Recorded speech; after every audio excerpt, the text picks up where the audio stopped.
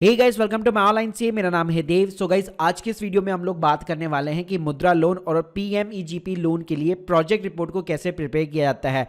तो देखिए, हम लोग बात करेंगे कि पहले आपको मैं कई सारे प्रोजेक्ट रिपोर्ट के सैंपल्स वगैरह दिखाऊंगा, फिर किस टाइप की रिपोर्ट की रिक्वायरमेंट रहती है मुद्रा लोन या पीएमईजीपी लोन के लिए, प्लस सीए का जो अटेस्टेशन होता है प्रोजेक्ट रिपोर्ट के ऊपर वो कब रिक्वायरमेंट होता है और कब नहीं होता है ये भी बताऊंगा।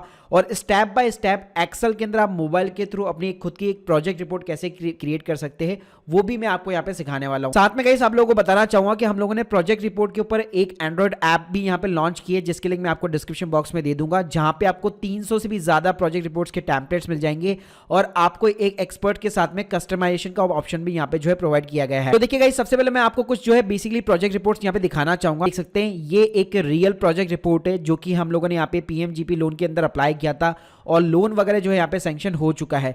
तो गाइस, प्रोजेक्ट रिपोर्ट डिपेंड करता है कि किस टाइप का बिजनेस है। जैसे देख सकते हैं ये 11 पेज की रिपोर्ट है, ये 13 पेज की रिपोर्ट्स है।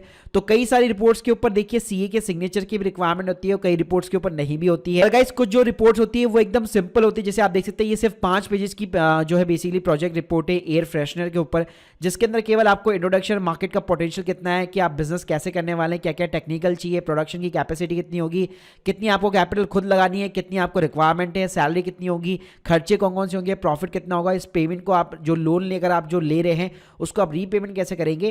तो ये बेसिक सी चीजें इसके अंदर बेसिकली शामिल होती है। अब देखिए गाइस, अगर आप यहाँ पे पीएमजीपी या फिर मान लीजिए मुद्रा लोन के लिए यहाँ पे अप्लाई कर रहे हैं तो आपको किस टाइप की रिपोर्ट चाहिए। तो देखिए, अगर आप एक बहुत ही छोटा स्मॉल बिजनेस है, आप जो नया स्टार्टअप वगैरह करने की सोच रहे हैं, तो आपको एक सिंपल यहाँ पे प्रोजेक्ट रिपोर्ट चाहिए होती है, जिसके अंदर ज्यादा कुछ नहीं चाहिए, कोई भी सीए का सिग्नेचर वगैरह नहीं चाहिए, आपको अपनी केवल बेसिक्स यहाँ पे डिटेल्स जो है डालनी पड़ती है। देखिए गाइस, एक्सेल के अंदर ये बहुत ही अच्छा एक टेम्पलेट है, इसके लिंक मैं आपको सिंपली डिस्क्रिप्शन बॉक्स में दे दूंगा, जहां पे केवल आपकी 8 पेजेस के अंदर चाहे कोई सा भी बिजनेस क्यों ना हो, आप इजीली अपने यहाँ पे प्रोजेक्ट रिपोर्ट जो है बेसिकली प्रिपेयर कर सकते हैं। देखिए गाइस, इसके अंदर आपको जो है 2 बेसिकली शीट मिलने वाली है, एक है प्रिंट और एक है डेटा शीट। तो डेटा शीट के अंदर जो आप जो भी डेटा वगैरह डालेंगे, ऑटोमेटिकली ये जो प्रिंट वाली शीट है इसके अंदर डेटा अपने आप ही यहाँ पे फिलअप होता जाएगा। चलिए गाइस, यहाँ पे बात करते हैं कि ये एप्लीकेशन आपको कैसे फिलअप करनी है। तो देखिए, सबसे पहले यहाँ पे आपसे जो है बेसिकली स्पॉन्सर पूछेगा कि आप यहाँ पे कहाँ पे अपलोड करना चाहते हैं इस प्रोजेक्ट रिपोर्ट को।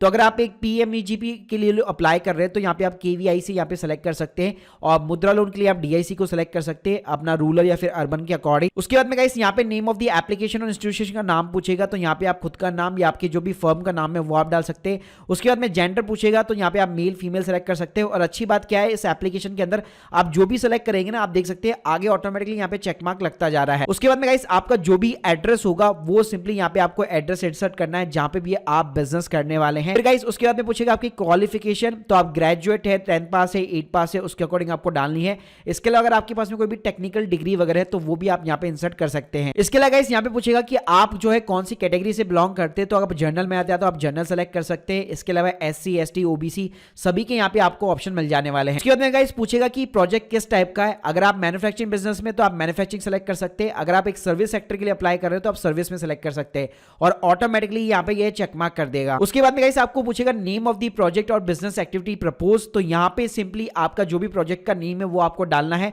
यहाँ पे आप अपने बिजनेस का भी नाम यहाँ पे बेसिकली डाल सकते हैं, कोई दिक्कत नहीं है।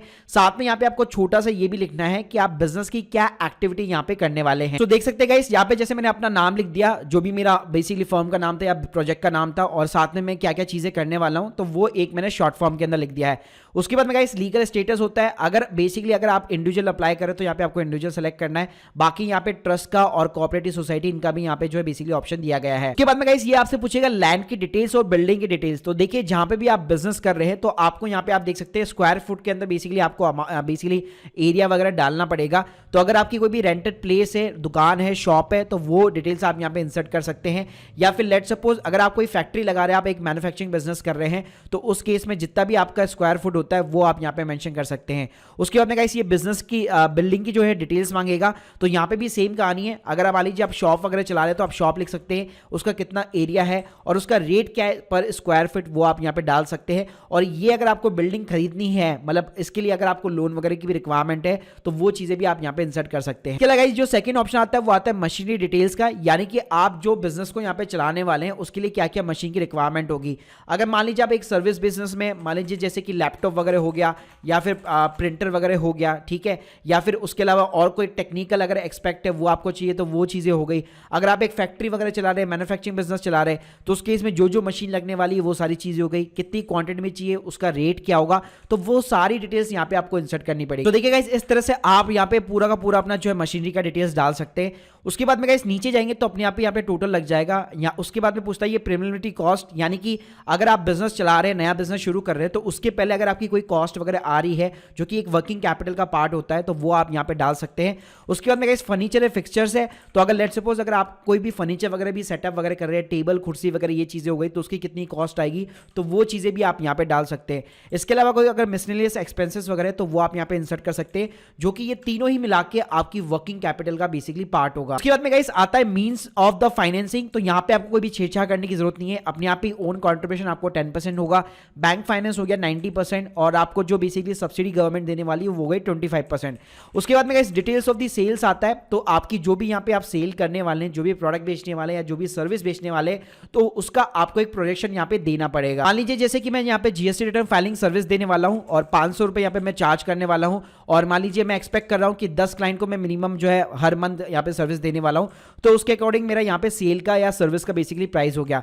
इसी तरह अगर आप कोई प्रोडक्ट वगैरह बेचने वाले हैं, तो आपको प्रोडक्ट का नाम लिखना है, उसका यहाँ पे पर यूनिट क्या प्राइस है, कितनी क्वांटिटी में आप सेल आउट कर सकते हैं या करना चाहते हैं, जो भी मतलब आपका प्रोजेक्शन है वो अमाउंट यहाँ पे आपको सिंपली ऑटोमेटिकली आ जाएगा। अगला जो कॉलम है वो आपका रॉ मटेरियल का होता है। तो ऊपर आप जो भी सर्विस या प्रोडक्ट दे रहे हैं उसके अंदर आपको जो जो भी रॉ मटेरियल वगैरह चाहिए, जो कि नॉर्मली यहाँ पे एप्लीकेबल होगा मैन्युफैक्चरिंग वाले बिजनेस के अंदर, तो वो चीजें आपको यहाँ पे डालनी है। कि आपको मान लीजिए कोई पर्टिकुलर सामान चाहिए, उसकी यूनिट्स क्या है, उसकी पर रेट यूनिट्स वगैरह क्या होगी, कितनी आपको रिक्वायरमेंट है उन यूनिट्स की, तो जितना भी आपको स्टॉक चाहिए, जो भी आपको रॉ मटेरियल चाहिए, वो यहाँ पे आपको चीजें इंसर्ट करनी पड़ेगी। इसके अलावा अगर आप नीचे जाएंगे तो नीचे यहाँ पे वेजेस का ऑप्शन आता है। तो यहाँ पे अगर लेट सपोज वेजेस और सैलरी दोनों का ऑप्शन आता है। अगर आप एक फैक्ट्री चला रहे हैं और मजदूर वगैरह को हायर कर रखा है फ्रीलांसर बेसिस पे, तो उनकी डिटेल्स अगर आप यहाँ पे डाल सकते हैं पर्टिकुलर कि कितने नंबर ऑफ दी वर्कर्स है और उनका एक पर्टिकुलर डिपार्टमेंट वगैरह क्या है, फिर वेजेस पर मंथ क्या है उनकी, तो उसके अकॉर्डिंग आपको इंसर्ट करनी पड़ेगी। बाकी अगर आपने एम्प्लॉयज वगैरह हायर कर रखे, तो एम्प्लॉयज की नंबर ऑफ दी स्टाफ हो गया,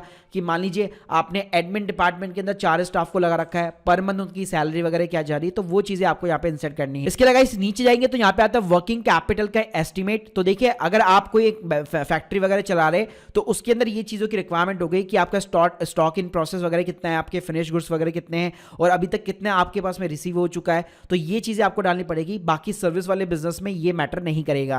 यहाँ पे एक पावर एस्टीमेट का कॉलम भी दे रखा है, जहां पे आपको किलोवाट के अंदर जो है पावर का जो भी आपका रिक्वायरमेंट होगा, एस्टीमेट होगा, वो बेसिकली यहाँ पे आपको इंसर्ट करना है। गाइस थोड़ा सा अगर आप नीचे जाएंगे तो यहाँ पे आपको रिपेयर एंड मेंटेनेंस में आपका कितना का खर्चा आएगा, पावर एंड फ्यूल का कितना खर्चा आएगा, टेलीफोन हो गया, स्टेशनरी एंड पोस्टेज हो गया, एडवर्टीजमेंट के कोई खर्चे हैं, बिल्डिंग का कोई रेंट है, या जो भी अदर मिसलेनियस एक्सपेंडिचर है, वो आपको सारे इंसर्ट करने हैं। इसके अलावा यहाँ पे आता है रेट ऑफ इंटरेस्ट। तो ये आपको परसेंटेज बेसिकली आप जो भी जिस भी स्कीम के अंदर अप्लाई कर रहे हैं, तो यहाँ पे आप एक एज्यूम कर सकते हैं कि इतना इंटरेस्ट रेट यहाँ पे होने वाला है। मतलब वो तो ऑब्वियसली बात है आगे जाके डिसाइड होगा, लेकिन पहले से आपको एक एज्यूम करके यहाँ पे डालना पड़ेगा। इसके अलावा यहाँ पे आपका डेप्रिसिएशन आएगा कि बिल्डिंग और मशीन के ऊपर जितना भी डैप लगता है वो आप यहाँ पे इंसर्ट कर सकते हैं। फिर नीचे आपको एक इंट्रोडक्शन का स्पेस मिलेगा, तो आपको अपने ढंग से बिजनेस का पूरा इंट्रो वगैरह डालना है। उसके बाद में अबाउट द प्रमोटर, जो भी बिजनेस को चला रहा है उसकी क्वालिफिकेशन क्या है, उसका बैकग्राउंड क्या है, तो वो सारी चीजें आपको यहाँ पे इंसर्ट करनी पड़ेगी। सो देखिए गाइस, जो भी डिटेल्स आपने यहाँ पे भरी थी, जो प्रिंट वाला कॉलम था उसके अंदर ये सारी डिटेल्स अपने यहाँ पे फिलअप होकर आ चुकी है। आपको कुछ भी करने की यहाँ पे जरूरत नहीं है, यानी जो जो डिटेल्स हम भरते गए ऑटोमेटिकली इस पेज के ऊपर आ गई है। अब गाइस आपको सिंपली यहाँ पे जो है प्रिंट का ऑप्शन दिख जाता है एक्सेल के अंदर, तो आप यहाँ पे प्रिंट ले सकते हैं। तो आप देख सकते हैं बहुत ही अच्छे तरीके से इसका प्रिंट आउट ले सकते हैं, आपको कोई भी दिक्कत नहीं आने वाली है। और मात्र 8 पेजों के अंदर आपकी पूरी की पूरी प्रोजेक्ट रिपोर्ट यहाँ पे प्रिपेयर हो जाती है। गाइस इस तरह से आप अपनी खुद की यहाँ पे प्रोजेक्ट रिपोर्ट बना सकते हैं। इसके अलावा गाइस अगर आपको एक्सपर्ट्स की रिक्वायरमेंट है, तो जिसके लिए मैंने ऑलरेडी आपको बता दिया, हम लोगों ने एक ऐप डेवलप की है, उसकी अगर आप सहायता लेना चाहते हैं तो सिंपली लिंक आपको डिस्क्रिप्शन बॉक्स में प्रोवाइड कर दूंगा, जहां पे आप हमारे साथ में भी गेट इन टच रह सकते हैं। तो guys hope you like this video, please subscribe channel. अगर आप लोगों की कोई भी डाउट्स है कमेंट बॉक्स में जरूर बताइए। Thank you guys, thank you very much.